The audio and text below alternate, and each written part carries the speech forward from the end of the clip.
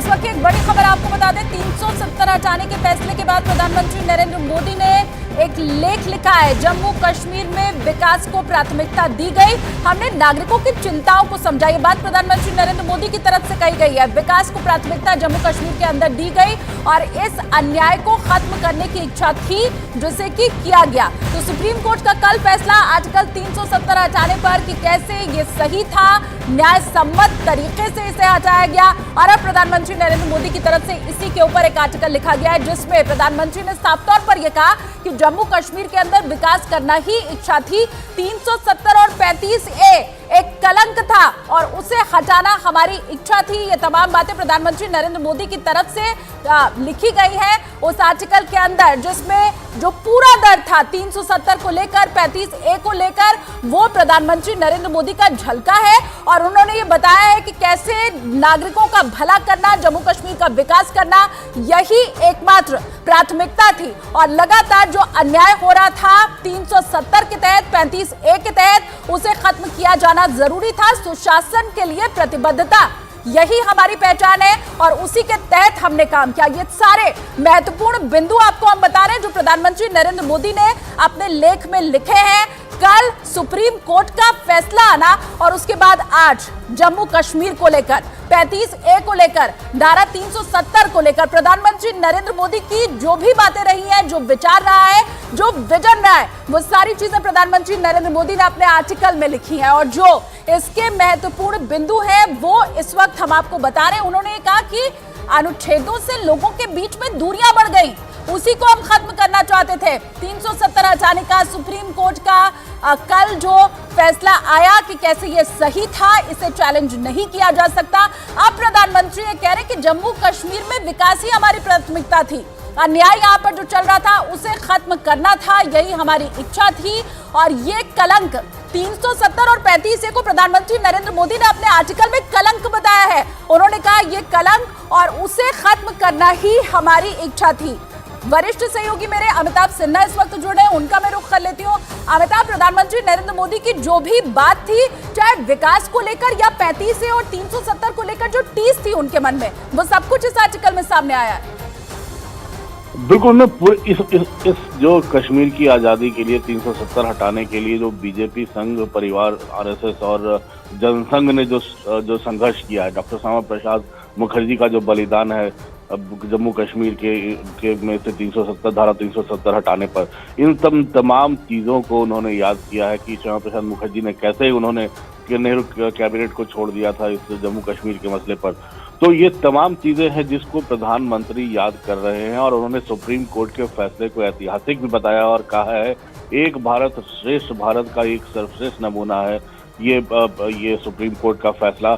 और ये अब कश्मीर के हर बच्चे के लिए अब एक क्लीन कैनवास मिला है। इस फैसले के बाद सबको ये पता चल गया है कि इसकी कोई जरूरत नहीं थी और अब कश्मीर विकास की राह पर आगे बढ़ता जाएगा। तो कुल मिलाकर संदेश यही है कि जम्मू कश्मीर भारत की सार्वभौमिकता और एकता का एक अखंड हिस्सा है और सुप्रीम कोर्ट ने बिल्कुल सही फैसला दिया है जिसका फैसला भारत सरकार ने प्रधानमंत्री मोदी के नेतृत्व में लिया। जी, और इसके साथ ही क्या एक मैसेज ये भी देने की कोशिश अमिताभ जी की गई है, जो प्रधानमंत्री नरेंद्र मोदी ने लिखा कि इस अनुच्छेद के जरिए दूरियां बढ़ गई थी। तो जो 370 हटाने के बाद बात कही जा रही थी अमिताभ जी की, कन्याकुमारी से कश्मीर अब और नजदीक आ गया है, कश्मीर भारत के दूसरे हिस्सों से नजदीक आ गया है, अनुच्छेद खत्म हुआ, वो दूरियां भी खत्म हुई। ये भी एक संदेश प्रधानमंत्री का। बिल्कुल, धारा 370 खत्म हुई, लोगों का आना जाना शुरू हुआ। लद्दाख जो विकास की राह में पीछे छूट गया था वो एक यूनियन टेरिटरी बन गया, वो आगे काफी तेजी से आगे बढ़ रहा है। जम्मू का अलग विकास हो रहा है। पहले ये आरोप लगता था कि वहाँ के राजनेता, क्योंकि वहाँ के विधानसभाओं में सब जगह कश्मीर घाटी के नेताओं का वर्चस्व रहता था, वहाँ की विधानसभा सीटें ज्यादा थी, तो वहाँ सारा विकास का पैसा घाटी की तरफ चला जाता था और बाकी रीजन जम्मू हो चाहे लद्दाख पीछे रह जाते थे। अब पूरे के पूरे जम्मू कश्मीर इलाके का सर्वांगीण विकास हो रहा है। कश्मीर देश की मुख्य धारा से जुड़ रहा है और मुझे जहां तक याद आता है, जब ये फैसला 370 हटाने का लिया गया था तब देश का कोई भी संप्रदाय, कोई भी जाति, चाहे हिंदू, मुस्लिम, सिख, ईसाई, किसी ने इसका विरोध नहीं किया था। एक सब ने इसका खुले दिल से स्वागत किया था। दूसरी जो सबसे महत्वपूर्ण बात है, जो 35A हटाने की, कश्मीर की बेटियों को जो ताकत मिली है 35A हटाने से, अगर बेटियां कश्मीर के बाहर के से शादी करती थी तो उनको सारे राइट्स खत्म हो जाते थे, उनके जो जमीन पर है, जो उनके घर पे है, जो प्रॉपर्टी राइट्स हैं, अब 35 से हटने के बाद वो सारे मिलने लगे हैं। तो एक सुप्रीम कोर्ट का महत्वपूर्ण फैसला है जिसको वापस लेना असंभव सा लगता है। और जो सबसे महत्वपूर्ण बात है, कश्मीर जो मुख्य धारा में जोड़ता जा रहा है, विकास की मुख्य धारा में पर्यटक बढ़ रहे हैं और कश्मीर के बच्चे अब जिस तरह से क्रिकेट की टीम और फुटबॉल की टीमों में शामिल हो रहे हैं, मुझे लगता है कश्मीर एक भारत का अभिन्न हिस्सा है, जो बार बार संसद में कहा जाता था, और कश्मीर अब मुख्य धारा में जुड़ रहा है तो कश्मीर दुनिया के सामने एक मिसाल बनेगा और धरती का स्वर्ग बनेगा। बिल्कुल। और अमिताभ जी, आगे मैं आपके पास लौटूंगी। कल हमने देखा कि कैसे गृह मंत्री अमित शाह ने भी बेहद तल्ख टिप्पणी इसी 370 को लेकर, 35 को लेकर के सदन में कही थी, और आज एक लेख के जरिए प्रधानमंत्री नरेंद्र मोदी ने धारा 370 खत्म होने के बाद का जो विजन है और 370 रहते हुए कैसे जम्मू कश्मीर पिछड़ा था, इन बातों को बताया है। जो महत्वपूर्ण बिंदु है वो मैं आपको बताती हूँ। जम्मू कश्मीर में विकास को प्राथमिकता दी गई है। इसके अलावा इस अन्याय को खत्म करने की इच्छा थी, उसे किया गया अन्याय बताया है 35 और 370 को। इसके अलावा कलंक के रूप में भी परिभाषित किया है प्रधानमंत्री नरेंद्र मोदी ने अपने लेख में आर्टिकल 370 पर। सुप्रीम कोर्ट का कल फैसला और उसके बाद आज प्रधानमंत्री नरेंद्र मोदी का ये लेख, जिसमें वो ये कह रहे हैं कि हमें नागरिकों की चिंता थी, हम उनको समझ रहे थे और इसीलिए ये फैसला लिया गया। ऐतिहासिक ये फैसला और प्रधानमंत्री का ये कहना कि इसके जरिए जम्मू कश्मीर के विकास को प्राथमिकता दी गई है। एक बार फिर से अमिताभ सिन्हा का मैं रुख कर लेती हूँ। अमिताभ जी, मैं इसके ऊपर भी समझना चाहूंगी कि कैसे प्रधानमंत्री नरेंद्र मोदी 35A और धारा 370 को कलंक बता रहे हैं जम्मू कश्मीर के लिए।